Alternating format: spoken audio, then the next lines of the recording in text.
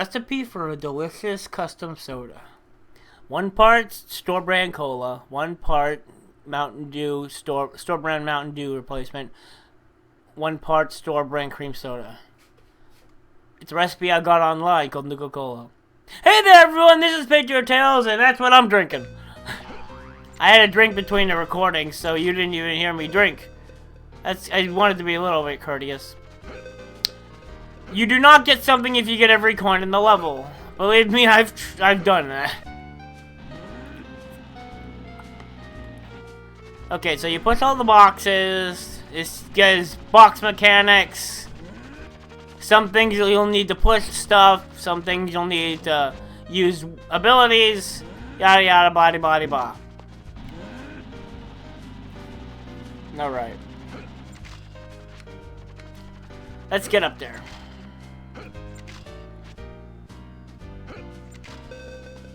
Okay, I'm gonna keep playing because all I gotta do is turn in this last one and I can be done. That's what the Z button does, is brings up your stats and everything you can do. Alright, so go up the stairs. Now, pretty much nobody knows this except people I know personally that I've told. But there's actually a series that I didn't want to, that I scrapped in the middle of recording it because it got too boring, and that was Rugrats Studio Tour. It got boring really fast due to the fact that there's no way to die. Everything's a minor convenience and you just keep going. With this, you actually die, and you keep going, but you get a game over, and that's it. You're kicked out of the game. Oh, wait. I gotta exit a level. Damn it! I couldn't show you the... You'll see it next level. But when you finish off a level, you do exit level. I should have done it. He's like, to infinity and beyond, and he hits his head on the ceiling. Yeah. So let's see. I got all of them. Here are all the abilities. They line them up right for you. You're gonna need all 5 of those abilities to get all 50 tokens. The jet boots I can skip for the second stage. I can fully complete the... Yeah, we get it. Alright, 76. You don't get a bonus token for getting all coins. Yeah. Yeah, see, first time I played this, I was like, okay, save. It said no controller pack is there, and I'm like, fuck. I need... that. What is that? Like, this is my introduction to memory cards, and now please note I didn't have nearly all the 5 tokens, but I still played on. Actually, I didn't want to get too far for when I did get the controller pack. So that's why I know this level like the back of my fucking hand. Alright. So, I've seen a place that was never in the original movie except for like 5 minutes. I think. I don't know. This is way before that freaking late night scene, but I guess this game sort of follows the path of the other toys. Oh, look, that Buzz has his Al's license plate. Figures out Woody's been kidnapped by the same Al that owns Al's toy barn. But it's in the gang decide to it's up to them to rescue Woody. That's it. Also, I gotta tell you. To the best of my knowledge, and somebody please tell me if I'm wrong, even though there's a reticle on that, and there's a reticle on every single enemy, there is no way, in fact, to defeat this lawnmower. If you know of a way to defeat this lawnmower, please tell me, because it has plagued me for years. Alright, so, you saw that down arrow. So basically, he needs to find 5 people. And one of them is in here. And I gotta smoke them out. Oh, come smoke them out the totems. Get out the holes. He just got run over. He should be plastic mulch by now. Oh, oh, oh, oh, oh, oh. You're just a stranger. Also, that happens if you stomp. If you stomp in front of the lawnmower, it can't do anything. So it just tries to bump around you. Now, if you do this better than I did, that would be the last part. But he's stuck out here, so... Oh, shit! Where's the last one? Oh, there it is. Don't turn me into mulch! You lawn mowing bastard.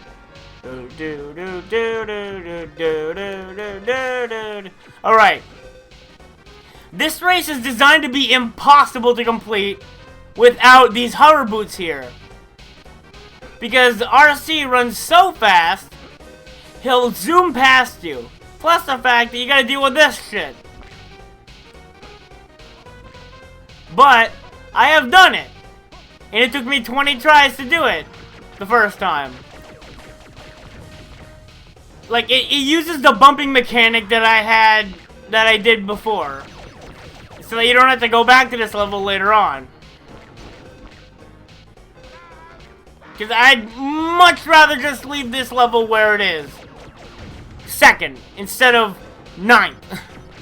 As a revisiting. So I'm gonna do essentially everything else that I can do on the ground. I'm gonna do everything else I can do on the ground first.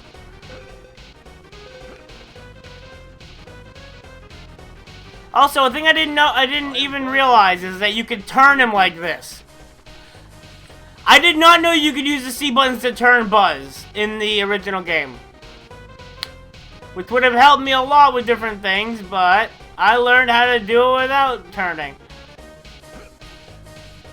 I'm adaptable. Huh? At least I don't think I knew. Okay. The levels are gonna get a lot bigger and a lot more laggy. I can't do anything about that. That's how they were designed. Alright, that's right. You gotta do it. Alright, so you got Quackgore, the fowl over here. And you gotta jump. And you gotta inflate. You gotta inflate Quackgore, the fowl. Now it says to stomp it, but... And I think you might be able to do it without stomping it. Yeah, you can do it without stomping it. Although it's much faster to do it while stomping, but whatever. Point of this. You're gonna stomp it. Now you're gonna stomp it to get the token. Did I mention how kicking the music is for some parts of this game? I love the soundtrack for some levels, not all. Like that little MIDI version of "You Got a Friend in Me" from Andy's house just doesn't really work with me. Just doesn't really work for me. I mean, I guess kind of as a tutorial levels song it works, but otherwise no. And I guess it meets the goal because it's a tutorial level song. That's about all it is.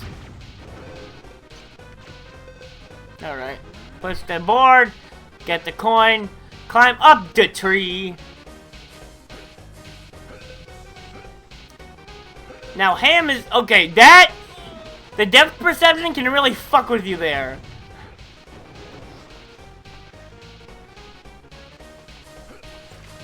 Okay, let's try this again. Hup, hup. Come on.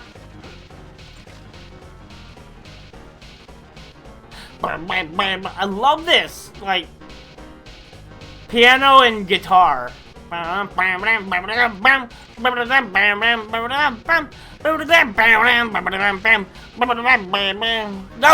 no. Okay. Get up there. Yeah, this game doesn't really have the best, like, processing. My computer is the problem here. You see, the N64 can run it just fine. My computer is a shitty one. And until I upgraded from the 5-year-old hardware it has to... Alright, so I just remembered what the key to this level is. You gotta jump at the inside. And then you gotta hit all these flags and swing over the army car.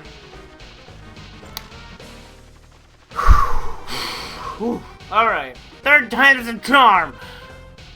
Now, I don't want to just jump off because the coins weren't the real purpose here. This guy is.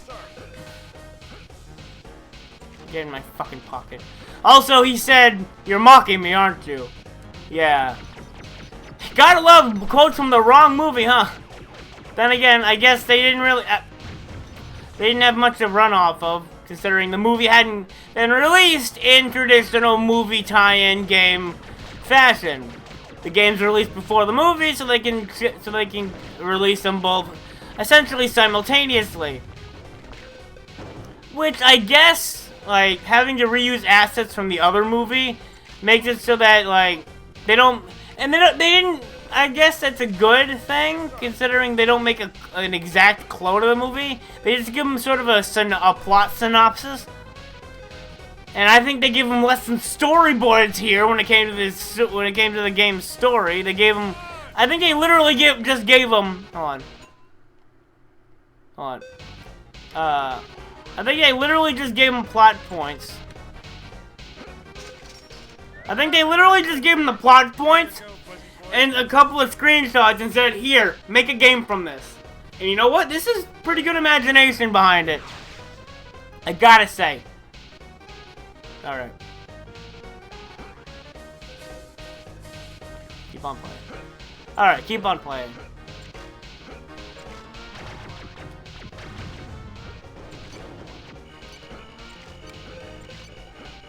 Okay, 4. I know that the last one is in the yard that I haven't been to yet. Oh, no. Alright.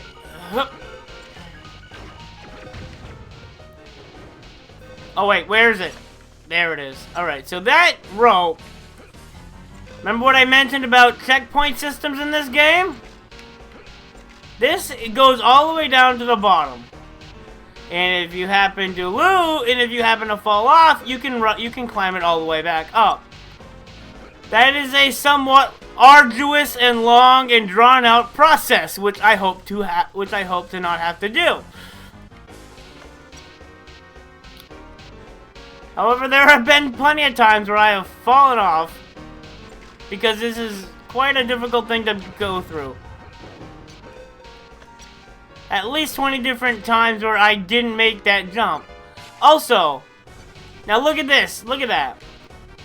On a CRT TV, that doesn't look like Zerg. On a low-res CRT TV, I always thought there was some kind of a bat with a mustache. Like a Cyclops bat with a mustache or something. Because it doesn't look like anything you see in the movie, so I figure it's not like anything in the movie. The Zerg kite to get a token. But I also never really read that. Okay, so the only way to damage this guy is when he comes at you. Wait for it. When he comes at you, he's gonna swoop down any moment, doing a slow spin. Come on. And then oh wait. No, wait. I think I'm still in the realm of... hitting him with the laser. Alright, so then no, not yet. There is a boss that requires an ability item in the stage after the... Because you see, every couple of bosses is a stage that just... Wait, how do I... Wait a minute. I forget how this boss works!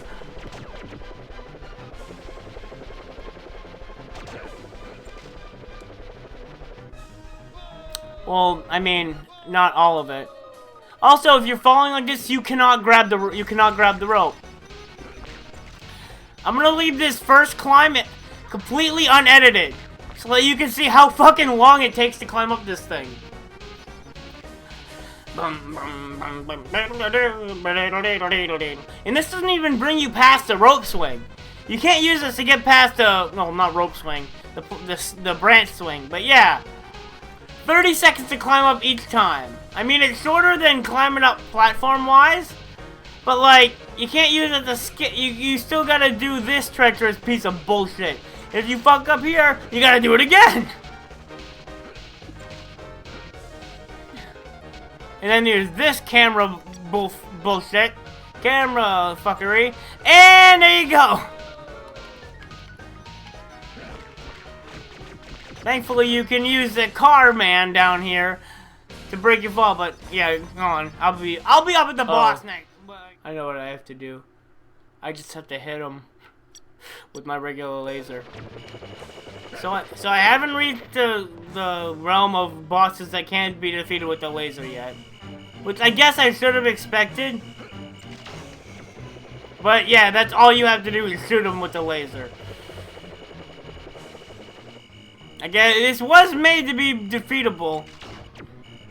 And the only part that introduces you to the concept of needing skills to defeat enemies, or bosses rather, is the next level, is the level 4. Because level 3 is a major boss. Please note, I'm gonna go on the record as saying that all the major bosses could have made pretty like considerable side characters. Oh yeah. Oh wait, never mind. Please tell me if so. There seems to be no sign of Television lights anywhere, including inside of your helmet. All right, so you see, the boss is airborne, right? If I'm low on health like I am now, how the fuck am I gonna get up there to get it? Like, really? This is the lowest branch, and this is the one you can jump to. But like, precise platforming. It's like, the camera fucks you over so hard. Puts your mouth in a glory hole and just lets its friends have their way with you. The camera, that is. You can't even jump up there. I don't know how you get up there. Like, seriously. There's no... Unless... Well, there's... And also, there are I'm gonna... Hold on. Okay. So, the 5 power-ups are... The bubble shield, which I already got from Mr. Potato Head's ear. You have the jet boots, which I need to complete the RC race normally, and then you know, fuck it. I don't even need it. I don't even need it. Come on. Oh, thanks. No, really. You made a great contribution, and I'm glad you're around. George has lost his troops. RC is waiting for you to get another thing. Okay, so, hold on. Alright, RC is waiting to race you around the garden. I better warn you, though, you won't be able to beat him without your rocket jet boots. And your rocket jet boots aren't available until you help Mr. Potato Head on another level. That's one of the things with this. It tries to be a Metroidvania thing, but I don't know, it doesn't come off as the same type of feel to me. I'm not the most articulate person, although I do fancy myself to be fairly articulate with my thoughts. But I don't know what the actual like reasoning why it doesn't feel like a Metroidvania to me is. It might be because I haven't played many of those, or it might just be, I don't know, I'm being a stingy fuck, but yeah, so I don't know what this is about. I don't know why it's going up and down. I never understood that. It's supposed to be a car jack, I think. So why does it go up and down when I push the button? And then when I go over to here, unless it's like an activation switch for the hydraulics, but then again, oh, yeah, I mean, that would make more sense, I guess. Never mind, I think that's it. I think it's just hydraulics. But, I mean, this car is a pretty, yo, dog, it's a pretty fat car. I mean, it's got quite a lot of junk in the trunk, and if you jostle it just a little bit, you go flying into the washing machine. Now, you see, stuff like this leads me to believe that they still think Andy lives next to Sid, even though in the first movie he moved away from that stupid shit sucker years ago. I mean, Andy probably still remembers Sid, but I mean, they sure as hell don't live near each other anymore. Oh, all right. I'm gonna do this. Actually, no. I think it's about it for this episode. In next episode, I'm gonna go and try until I fucking get it. The next thing. So until tomorrow. If you liked it, be sure to put a like on it. You got something to say? Leave a comment. I like talking to you guys. It makes me feel connected to my audience. And that's part of the reason I do this YouTube stuff, is to be connected to other people. I like making friends on the internet. It's fun and easy. Unless those people want to piss me off. Like, they intend to piss me off. But yeah, I like nice people. If you're one of those kind of guys that trolls people for the fuck of it, I don't want you to talk to me. If you just troll people for the fuck of it and you don't do it like justicely, whatever. I'm rambling on. So yeah, leave a comment. If you haven't already, please subscribe. I've been patriotails. That's been Buzz Lightyear. Those are Forrest Sarge's Army men. And this has been Toy Story 2. I'll see you tomorrow with more of this. Goodbye.